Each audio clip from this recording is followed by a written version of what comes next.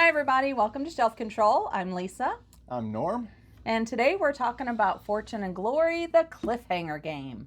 This is one of our 8 random that our computer threw out at us to review, and we've been playing it for the last couple weeks, so we're prepared to talk about it. Let's talk about it. The way.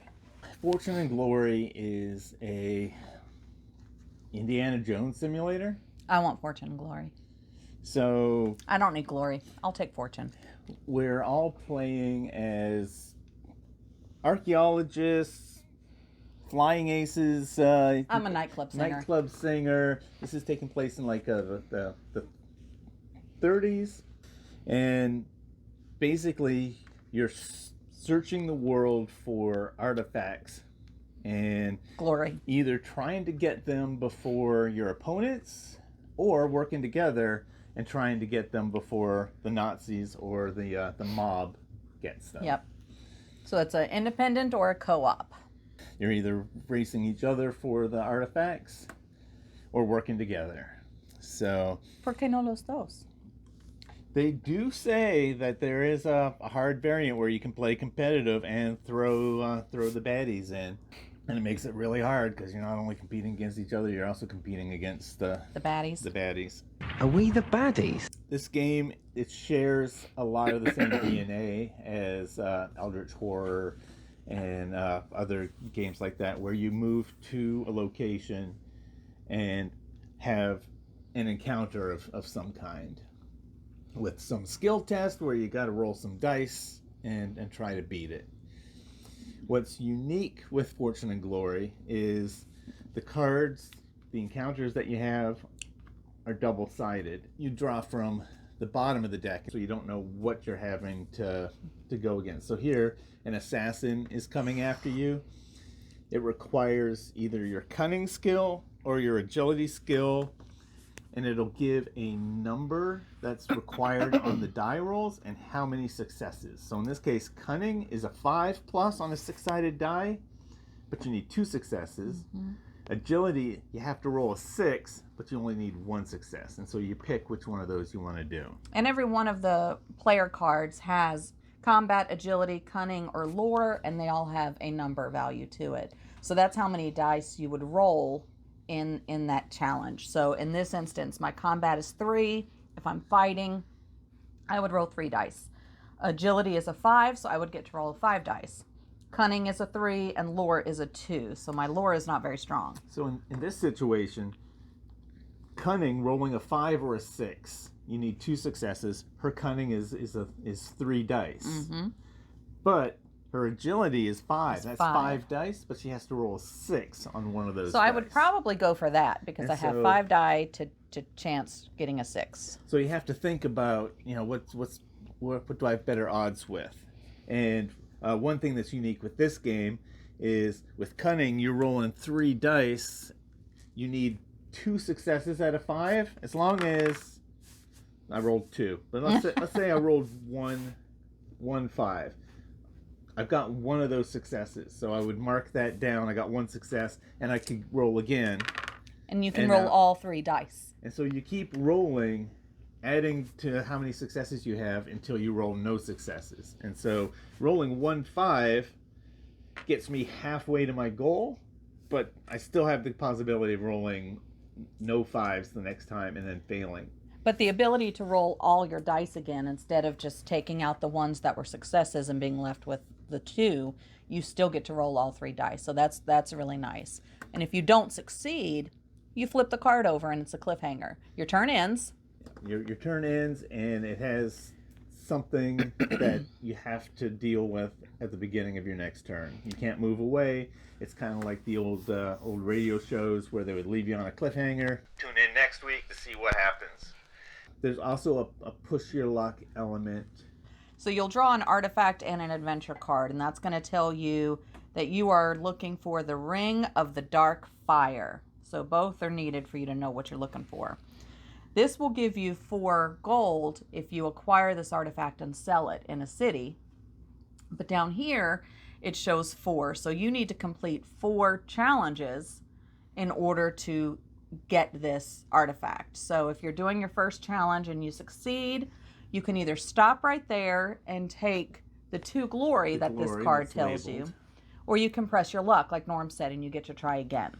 So you need 4 in order to get this artifact. So you could complete 1, end your turn, take the glory, next turn do another one, but then it's going to take you 4 turns to get this. So you might push your luck and try again. And sorry guys, allergies are just killing us this year. This one is cunning at a 5+, 3 successes, or you have to fight and you have to draw one of the Nazi enemies to fight them because you're stowing away on a Zeppelin.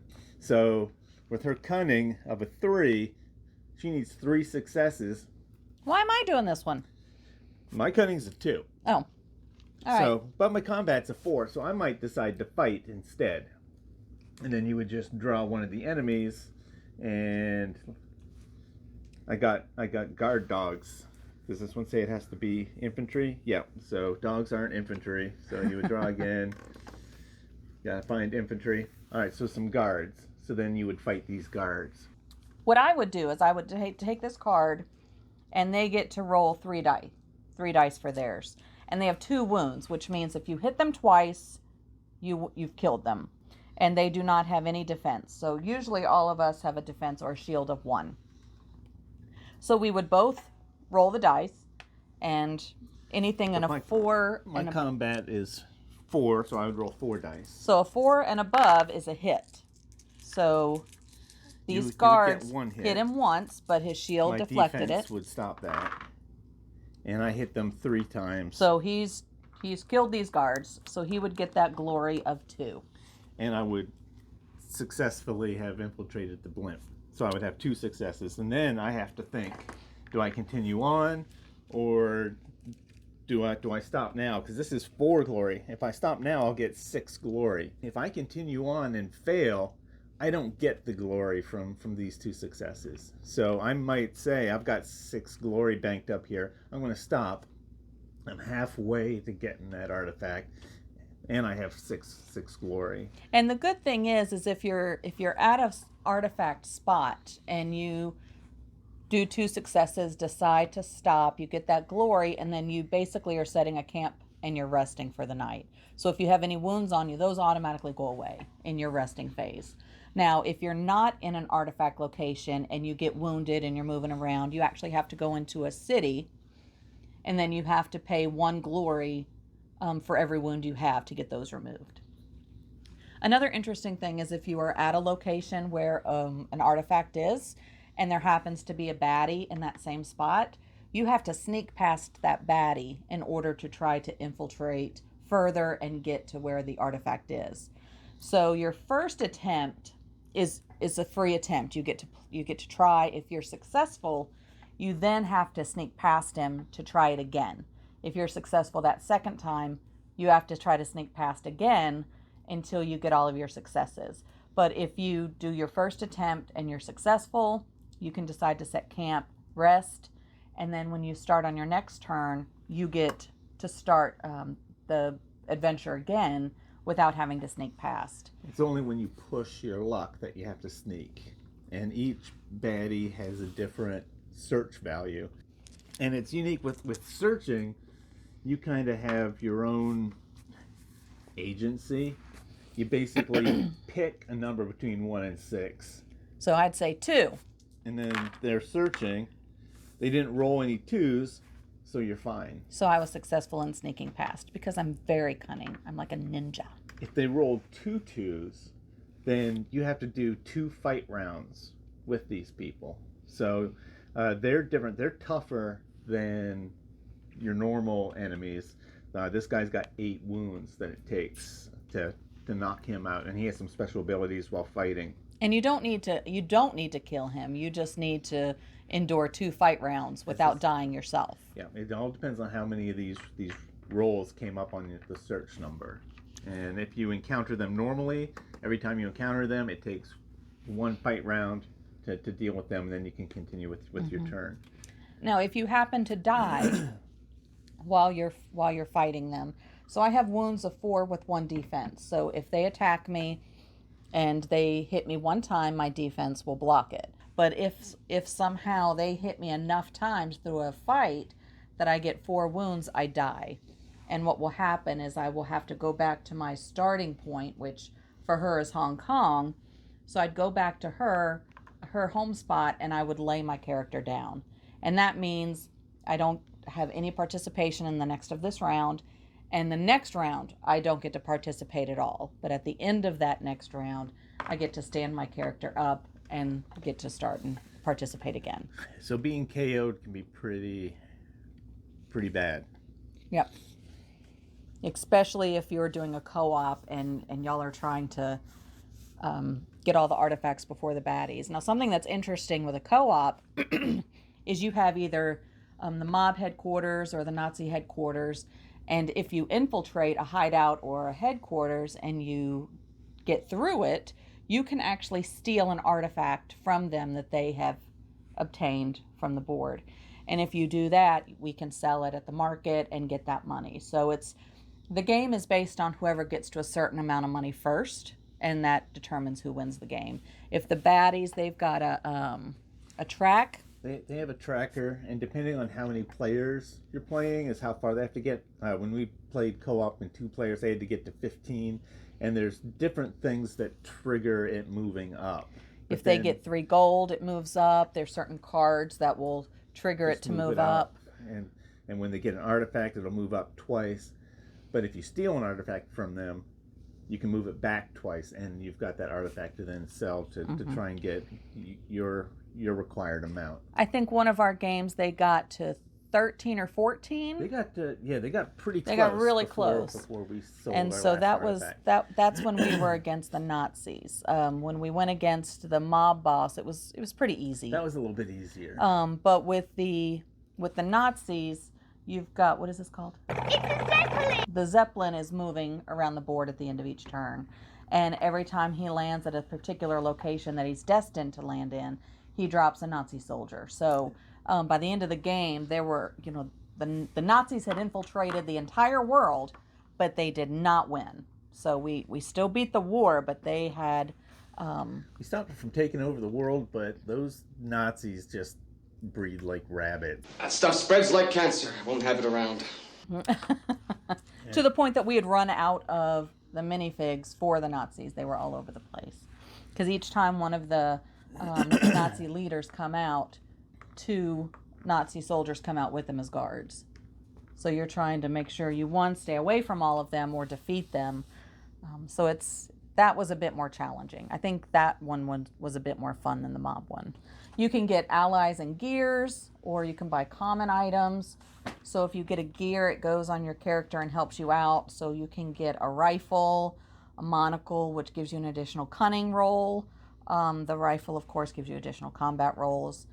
And so you've got all these different things that will help you throughout your game. If you get KO'd, You have to roll a die, and that's how much stuff you got to get rid of. So if you don't have any glory or any money tokens in your area, but you have items or assistance, you got to lose them, which sucks. Yeah, so you can lose up to 1 thing all the way up to 6 things. Yeah. And so it's not a bad idea to keep some glory. Fortune is what you're trying to get to win the game. It's not a bad idea to hold some glory back. So if you do get KO'd and have to lose some and you roll a 6, you lose 6 glory instead of your rifle and some of your fortune. Yeah, because glory is nice. It allows you to buy the allies and the gear and some of the common items, but it also helps get rid of wounds. So, but it's the fortune that you want to keep a hold of. You don't want to lose your fortune.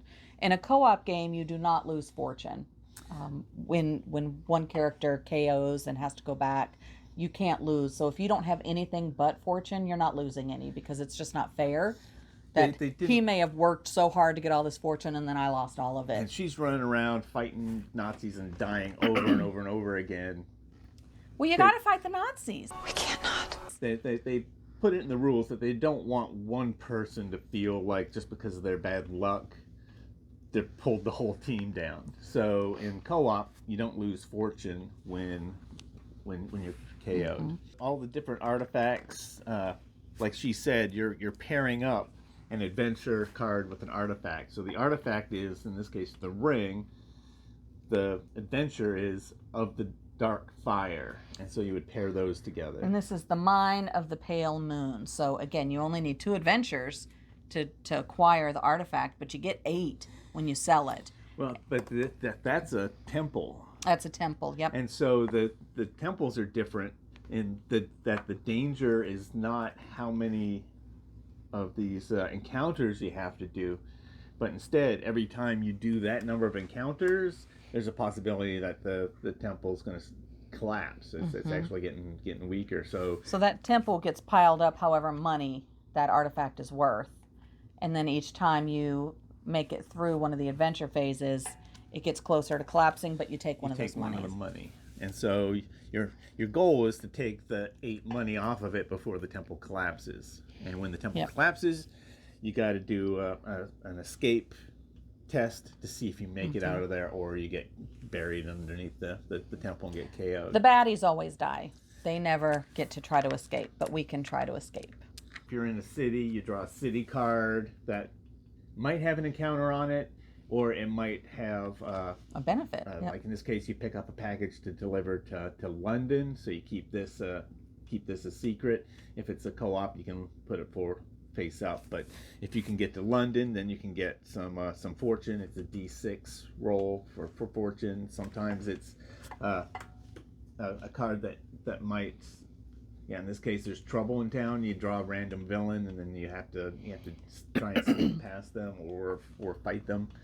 You roll a die if you're out in the wilderness. On a 1, you get attacked by an enemy, and so you got a deck of Nazi enemies, but you also got a deck of regular enemies. So it might be the Order of the Crimson Hand, or pygmies, or a snake, or some thugs. And so if you're in the wilderness, you roll 1 die. On a 4, 5, or 6, you just draw an event card. And on a 1, you get attacked. On 2 or 3, nothing happens. And that same applies if you're in the water as well. At the beginning of every round, everyone rolls 1 die to see what turn order we go in, highest first. But if you roll 1, you're going last, but you get to draw an event card. And a lot of them, you just hang on to, and you can play them at a particular time. And they might help you out, or if you're doing a co-op, it could help your partner if they're unsuccessful in a battle or fight. Same thing with move. You roll a die to see how far you can move. If you roll 1, you're not moving very far, but you get to draw an event card. So there's a consolation. There is a variant in the rule book where if you don't like the idea of rolling 1s when you need to move really far, that you can choose on your turn. Everyone has a move of 4. You can either take the 4 and not roll, or you can roll the dice to see what you get, and on a 1 or 2 you get to draw an event card. But you do have the opportunity of getting a 5 or 6 move if you really need it. We didn't play that way. We just kept it with the die. We tried it with just the regular rules, just to see how the roll and move affected us. One thing we didn't mention is, we told you that you would get the value of the artifact if you sold it. So if you sell it in a regular city, you'll get 4 fortune. But if you sell it in a big city, which are some of these bigger ones that just look different from the standard city, you get an extra fortune. So I would get 5 fortune if I sold it in Paris, opposed to selling it in Barcelona. So it's sometimes you can't get to a big city and you're just going to sell it because that might get you what you need to win. But if you're close to a big city, why not go there and get some extra fortune? All right, do we want to talk about the components? Yeah. So the your money and glory are just these little plastic coin-shaped things. No problem. Yeah, no problem. They're light plastic. It doesn't have heft to them. It's not like metal coins, but they still clink. But yeah, I mean they're fine. You've got the yellow for your fortune, and the blue coins are your glory. So, but they're the same mold for each of them. Mm-hmm. It's kind of weird having blue money and gold money. You have white dice and you have green dice, and we've just been using the green as for the baddies. Because they're wearing green. And the white dice are for us. So that's just how we've been doing it. The other components are just cardboard. So if you get wounded, you just put a little cardboard wound on your character piece. This is the first printing of the game, where the Nazis all have the swastikas on their thing, and that kind of has limited the sale of the game in Germany. So the reprint has got like the Iron Eagle or whatever it's called as the symbol instead, and I think it's got cardboard for the money. It doesn't come with the plastic. And then you've got just again, everything else is just cardboard. So you've got a higher wound value. There's certain things that will say it's the secret base for Nazis, or if it's there's the one in here from the mob hideout and things like that. So if your temple's going to collapse, you've got that. If you've got an artifact that's in the deep jungle, then that's an expedition. You have to search for it to try to find it. And that's a die roll. And so if you find it, you get to continue on. If the baddies get there first, they still have to try to find it as well. And if you don't succeed on your first roll, you take that exploration token. And I think the first time you roll, you take an exploration token. Then if you fail, then on the next turn, you get 2 tokens, and you roll dice equal to the number of the exploration tokens. So eventually, hopefully you're gonna find it. Hopefully. Fingers crossed. So all the components are just cardboard except the money, which is just a thin plastic. Then you've got your the mob bosses, and even the Nazi bosses are bread minifigs. And the minis are fine. Yep, they're fine. They do their job. And then your standard baddies, either your mobs, your mobsters, or your Nazis are just in a green, army green. And then your character is just in the gray, just a gray plastic. And one thing that I like is in the component list, it shows all the figures for your starting characters, and it has their name underneath the figure. So you can easily find who Jake Zane, he's just a headshot. And so it's like, okay, which figure is his? You look in here, okay, he's the guy, he's wearing a ball cap and holding a gun up. So that's him, even though his character here is not wearing a cap or holding a gun up. So if you're not going to have the picture match the figure, it's nice to have a little guide in here telling you which figure is which person. So now that's nice. One thing that I don't like with the components is you can't really see it. Everything is shiny. This board is really shiny. You can't really see it, but with the light shining down, South America is a big glare for me. I can't read anything that's there. All the cardboard pieces are also glossy and shiny, which is weird. I'm not used to that. I don't like the board being shiny. There's also cards that you can evade, and it is microscopic in the bottom right corner. So we had to get our phone and just enhance it. Oh yeah, there was one for the artifact that was a temple. The temple, yeah. Yeah, it says down in the corner what your escape.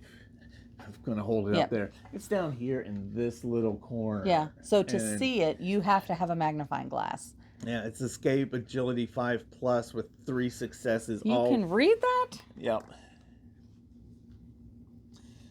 My glasses are good. Well, my contacts are good. It says escape agility 4+ 3 times. I read it. It's 5+. Continue on with your story. So yeah, and there's like tiny writing under some of the adventures that in this little tiny box down here. This one is not as bad because it's one line. During this adventure, you're -1 agility. But if it's got 2 lines of text, that's cramped in there, and so it's not for people with contacts like hers. So, gameplay. I don't like the amount of random that's in this game. Everything is a die roll. Everything is a die roll. It's like, all right, who's going first? Roll a die. All right, how far am I moving? Okay, I'm somewhere. I gotta try and beat this. Okay, I'm sneaking past the guy. Now everything you're doing is rolling a die. Every single thing. Okay, I'm dead. I lose 1 to 6 things. Okay, I lost 1 thing. Whew. Oh dear, I lost 6 things. It's brutal. Yeah.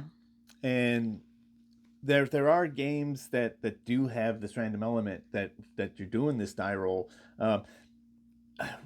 One of the worst things is when you're in the wilderness, you roll a die to see if something happens. If you roll 4, 5, 6, oh, I get a card.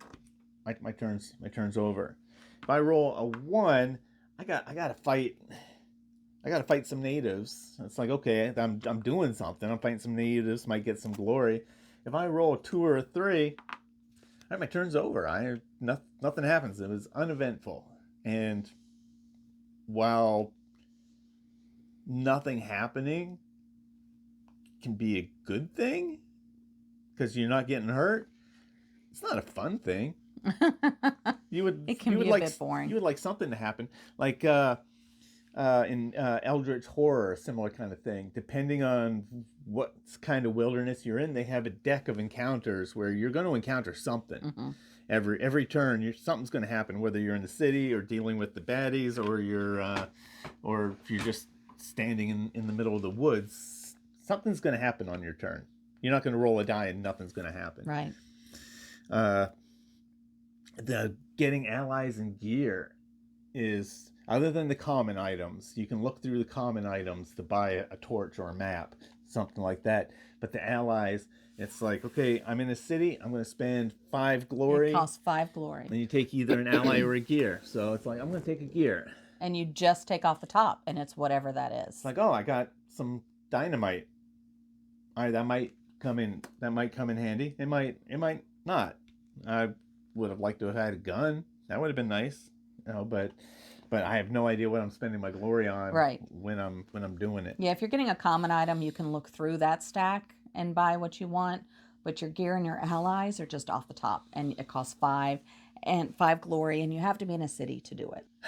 So that's me. That's my little rant about the randomness. What are your thoughts? Yeah, I like the game. There is a lot of random, but random doesn't bother me in games. It's frustrating when, like Norm said, you roll your dice and then you're like, okay, I'm done. I'm just sitting here. So that can be a little frustrating when you're doing a co-op and you have these baddies on the board. There's a whole step once you two are done with your actions. There's a whole step of things that happen with them. And so the turns go fairly quickly and it's back and forth, but it's like that takes a long time. And then you're thinking, oh, wait a minute, was this the round that I set my character back up? Because so much happens from the time I get knocked out until the end of that same round.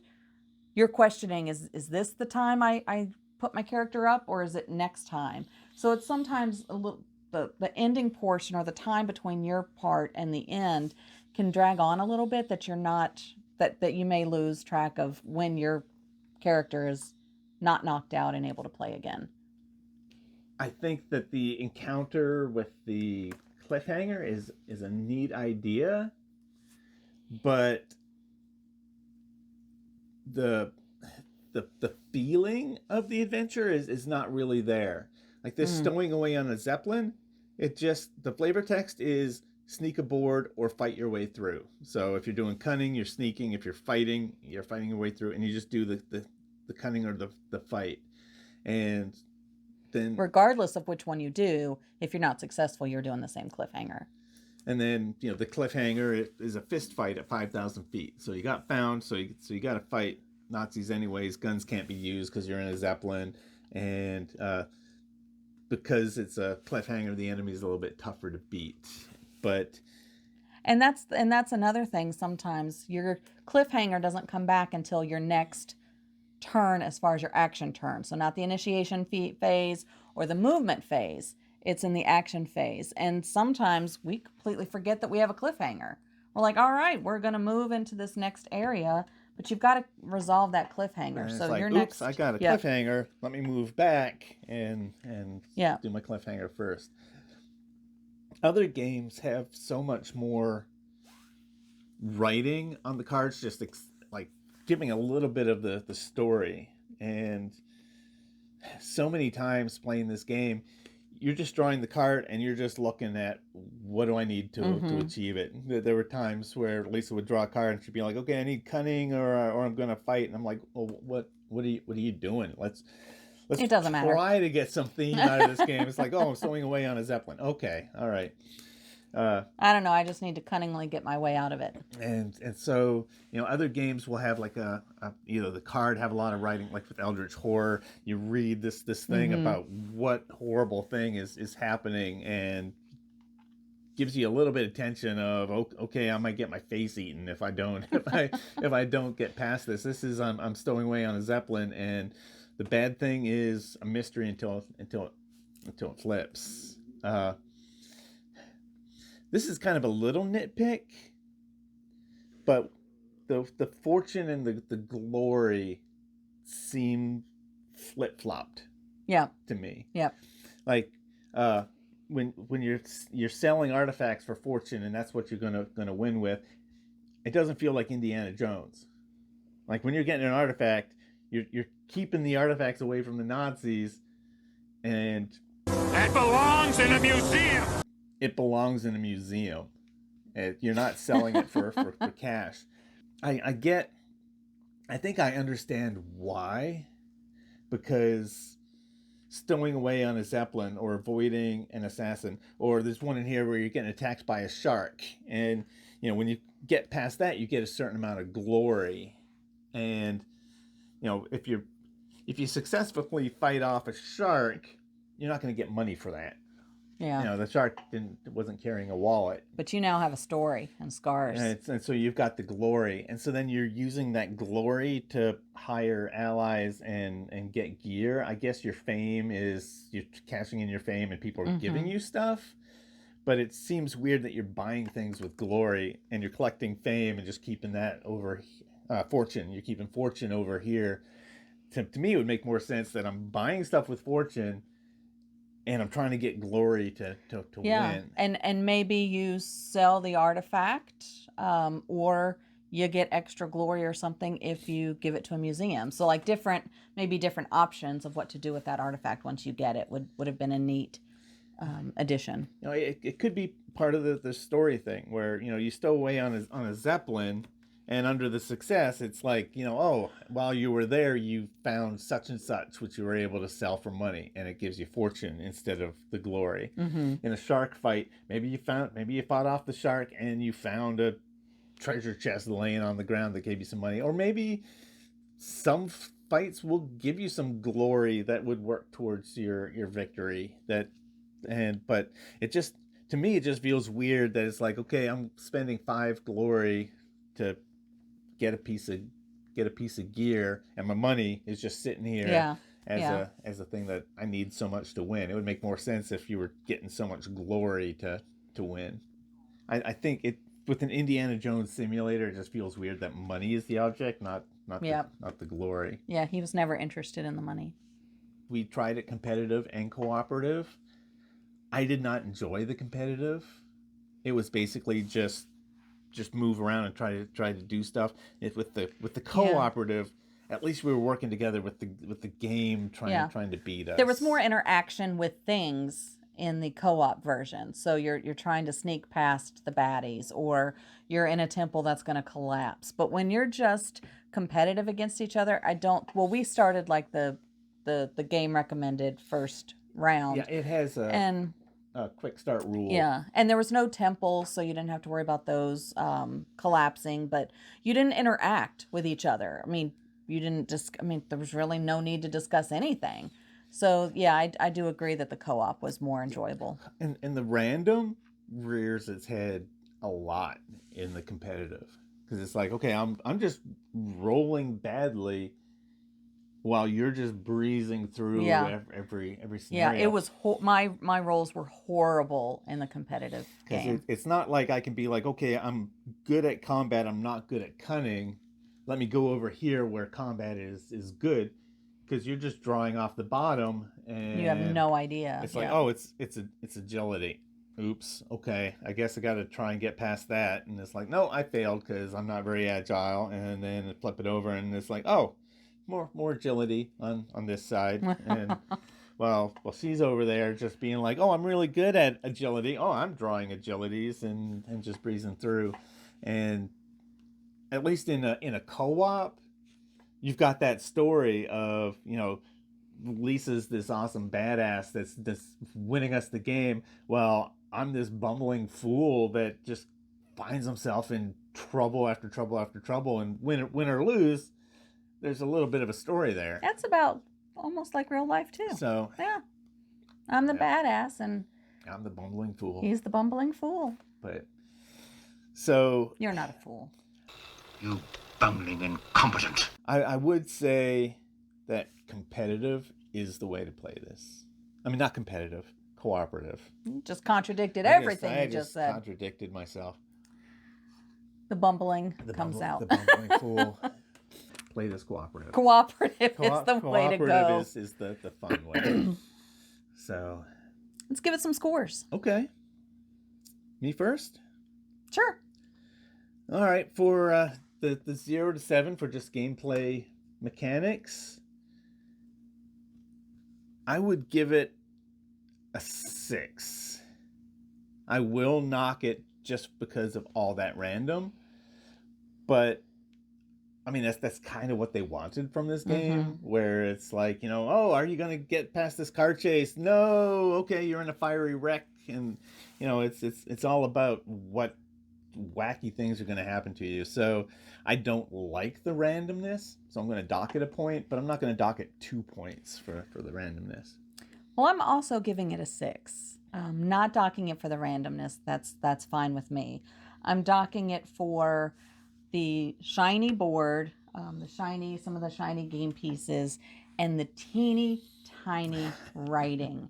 That again, he even strained. I mean, he's got great glasses, whatever. And yes, it was a 5 that you needed to escape that temple. But just some of the writing is so small that you're straining to see it, and then add the shining piece to it, and it's just frustrating. So I'm knocking it for that, but otherwise it's fine.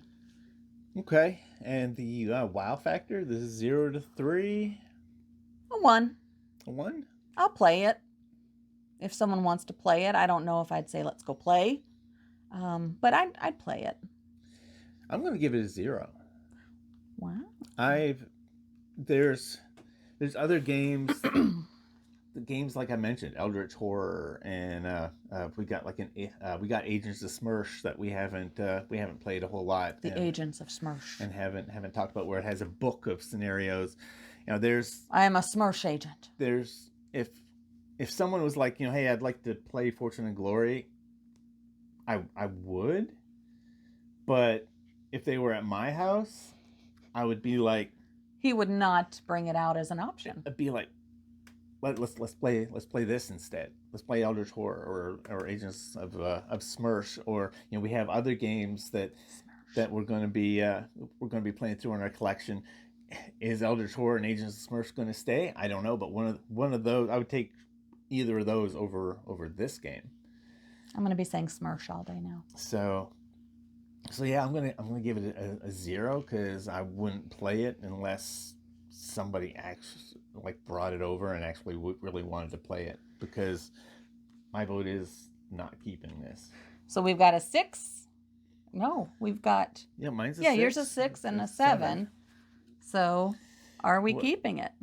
My thing is, no, I don't see any reason to keep it. No, there's other games. We've got other games that I'd rather play. Yep. And it's a shame, because I really like Indiana Jones in that world. I really like fighting Nazis. And who doesn't? Illinois Nazis. You'd be surprised. But I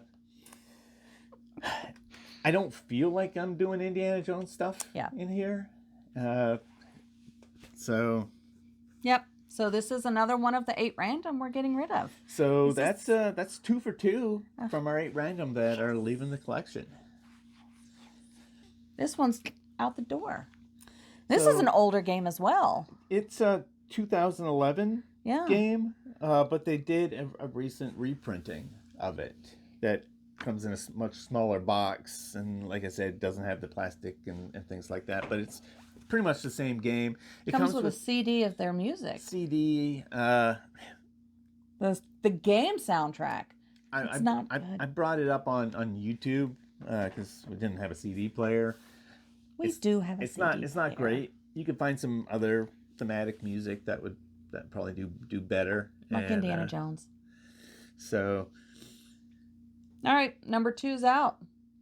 I mean, we weren't unhappy playing it. We weren't miserable playing it. no, it wasn't one that I was like, I wish this would be over. But It's just we have other games that we would rather play. it did get me more interested in playing those other games. So because there's lots of games out there that have those encounters every turn that you got to get past. So So what do you think of Fortune and Glory? Cliffhanger. are we missing something, or do you agree with our finding? Let us know. Like and subscribe. Follow us on Instagram. We try to post pictures every time we're playing some games. We've got 6 more of the 8 random to go through.